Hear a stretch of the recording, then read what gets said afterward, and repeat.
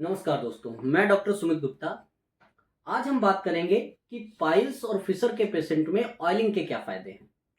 Piles और Fisher के बारे में हम लोगों ने पहले भी बात की है कि पाइल्स क्या होता है, जिसमें दो टाइप हमने आपको बताए थे, इंटरनल हीमोराइड और एक्सटर्नल हीमोराइड। अगर आपने अभी तक वो वीडियो नहीं देखा है तो हमारे यूट्यूब चैनल पे आप जाके प्रॉपरली देख सकते हैं। फिशर के बारे में भी हमने प्रॉपर बात की है कि कैसे होता है और उसमें क्या क्या कॉम्प्लिकेशंस आते हैं। आप हमारे यूट्यूब चैनल पे उसका भी प्रॉपर वीडियो देख सकते हैं। ऑयलिंग के क्या फायदे हैं?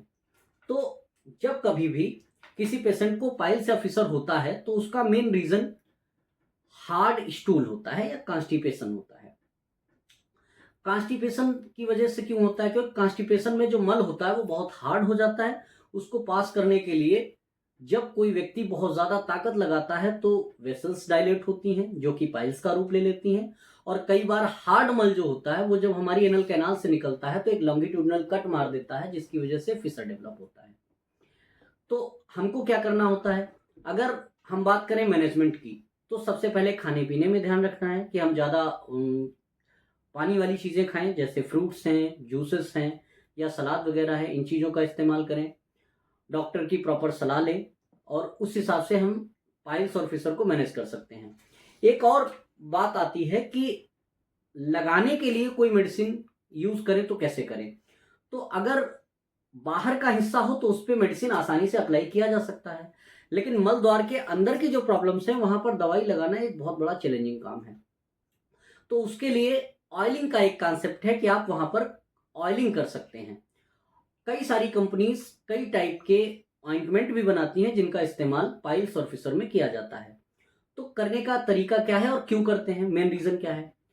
तो जब कभी भी ऑयलिंग की जाती है तो जो मलद्वार होता है उसके अंदर के हिस्से में जो दीवारें होती हैं वो ऑयल से भीग जाती हैं। और अगर ऑयल से भीग जाएंगी तो मल जो होगा वो आसानी से फिसल के बाहर निकल जाएगा, हमें चोट नहीं पहुंचाएगा।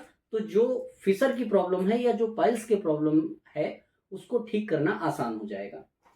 जैसे हम बात करें, ये पाइलोआंस तेल है या फिर आप जत्यादी तेल का यूज कर सकते हैं। करना कैसे है? ये कैथेटर है, काफी सॉफ्ट है और यूज करने में काफी ज्यादा कह सकते हैं हेल्पफुल है। इसमें ये 3 ml की सिरिंज इसमें लगी हुई है। आप इसको आसानी से ऑयल के अंदर ऐसे आप इसका यूज कर सकते हैं कि आप ये ऑयल है, आप दूसरी कंपनी का भी ऑयल ले सकते हैं। इसके अंदर आपको 3 ml ऐसे भरना है और 3 ml भरने के बाद मल द्वार में थोड़ा सा इस एप्लीकेटर का हिस्सा अंदर ऐसे इंसर्ट करना है और पुश कर देना है। उससे क्या होगा कि जो मलद्वार के अंदर की दीवारें हैं वो पूरी की पूरी भीग जाएंगी। ये ऑयल मेडिकेटेड भी है और भीग जाने की वजह से जो मल है वो आसानी से फिसल के बाहर निकल जाएगा। एक और चीज है जो सबने फील किया होगा कि मल त्याग करते टाइम जाते हैं जब, तो मल का पहला टुकड़ा कंकड़ जैसा होता है, बिल्कुल हार्ड। अगर आप रात को सोते टाइम ऑयलिंग करते हैं तो जो पहला टुकड़ा हार्ड है वो इस ऑयल से भीग जाएगा, और अगर भीग जाएगा तो वो मुलायम हो जाएगा, सॉफ्ट हो जाएगा। सॉफ्ट हो जाएगा तो वो आसानी से बॉडी से बाहर निकल जाएगा। मेडिकेटेड ऑयल होने की वजह से जो इन्फेक्शन के चांसेस हैं वो भी ठीक होंगे। मेडिकेटेड ऑयल होने की वजह से अगर कहीं पर इंजरी या कोई घाव डेवलप हुआ है फिशर के केस में या पाइल्स के केस में, उसको भी ठीक करता है, ब्लीडिंग को भी ठीक करता है, टिश्यूज को इंप्रूव करता है, उनको न्यूट्रिशन देता है। तो ये सारी अच्छाइयां हैं ऑयलिंग करने के फायदे हैं। पाइल्स या फिशर या फिस्टुला से रिलेटेड अगर कोई आपका क्वेश्चन है या कोई मन में सवाल है तो आप नीचे दिए गए नंबर पे कांटेक्ट कर सकते हैं या कमेंट के जरिए पूछ सकते हैं।